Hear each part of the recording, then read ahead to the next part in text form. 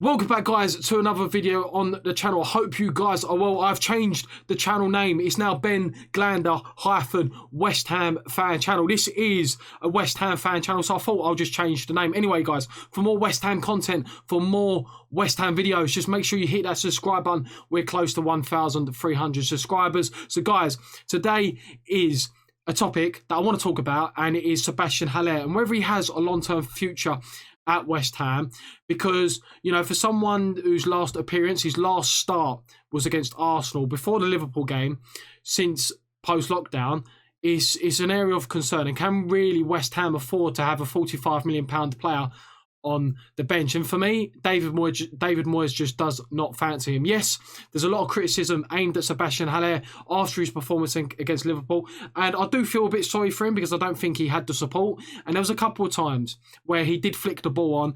When he flicked the ball onto Fornals and he should have cut the ball back for Bowen, could have been 2-1. There was a couple of times where he did, you know, create a couple of chances, as I just mentioned there. And then obviously his off the ball movement in regards to when the ball has been coming in for a cross, it was very good movement off the ball. However, the crosses were always over here, so I can see sort of his frustration. However, I do think there is a time where he needs to put more effort in.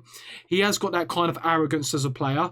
You know, those players such as Arnautovic, such as Balotelli, such as, you know, Haller, they just seem to have an arrogance about them. Like, they don't really give a crap, really. They just stroll around the pitch, don't really give a crap. And so yeah, today's video is about whether I believe he has a long-term future. Now, let's talk about the system, because if he is going to be a success at West Ham, the system, in my opinion, needs to change, right? Because when he was at Frankfurt, and this also applies to his teammate Jovic as well, when they were both at Frankfurt, they scored goals.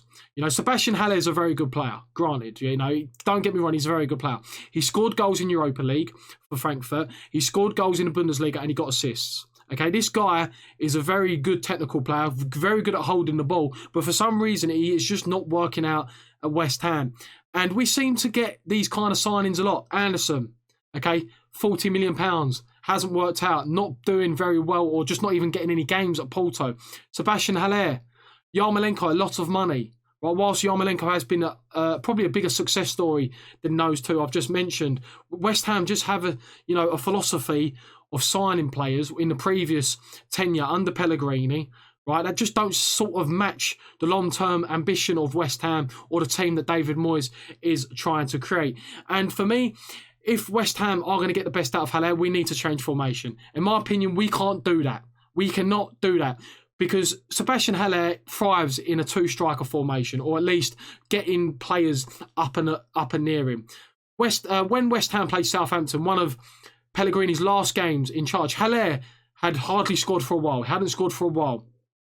Pellegrini decided to put Antonio up front with Haller, and Haller was dropping deep. What he does normally, however, when he used to turn with the ball, he had that option of Antonio running the channels. And Haller was actually the player that got on the score sheet that day and scored a very decent goal, scuffed finish. You know, it was one of those shots where if he probably got a true hit on the shot, then it probably would be saved. However, he scuffed it into the corner. We beat Southampton away. Again, some of the goals he scored, there is quality in the player. Watford away, overhead kick. The overhead kick in David Moyes' first game in charge when we beat Bournemouth 4-0.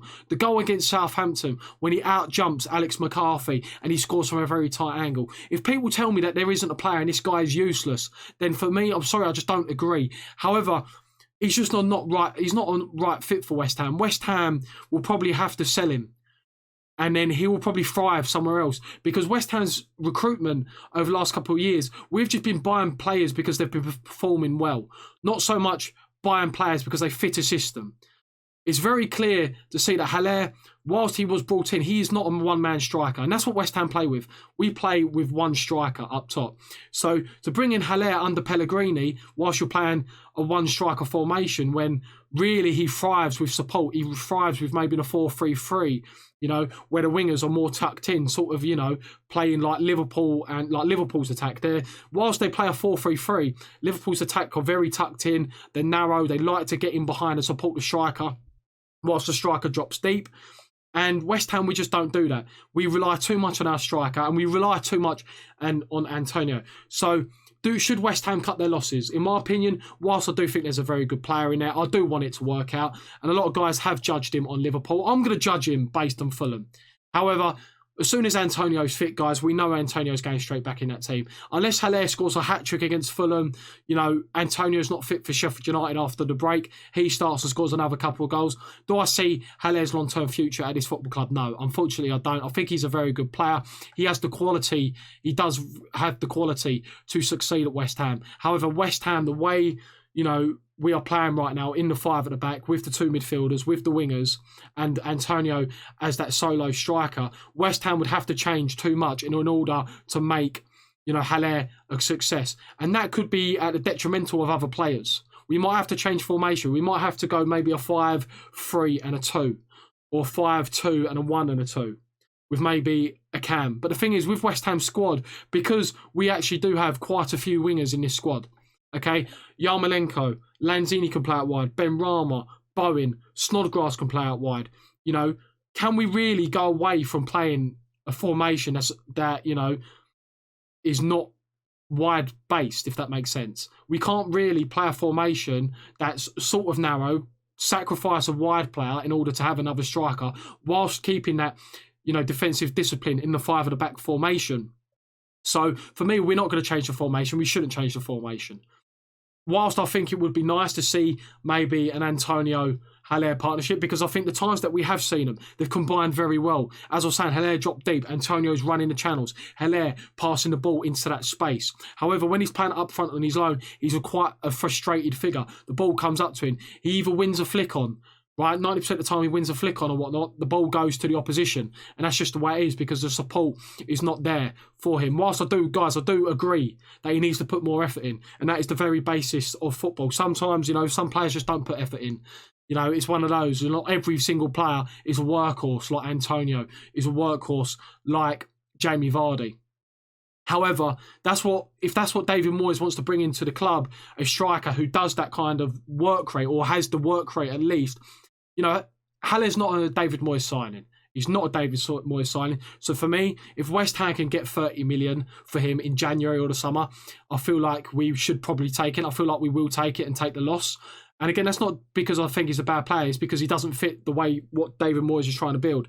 Now, with the money, you know, I think it's very clear to see that we should have signed Josh King. We should have signed Josh King as well as Ben Rama, because don't forget, guys, the Ben Rama deal was an obligation, right, with a permanent. We've paid a loan fee, but the original 30 million that we was about to spend on him, okay, where's that money gone? So we could have, in theory, bought Ben Rama on loan, but then we still had the cash to then maybe go and get Josh King. And I feel like Josh King would match sort of the type of player Antonio is, the type of player that David Moyes is trying to bring into the club. Someone that works hard. Someone, you know, who's a little bit more mobile, okay? Has a bit of strength, can flick the ball on, is an aerial presence as well. And I feel like Josh King, if West Ham were to sell Haller, I think Josh King, despite his age at 28 years old, he is coming to the latter stage. He's coming to his prime of his career. Okay, if we could pick him up for 10 or 12 million or whatnot in January, yes, his contract is 6 months away from finishing when we enter January.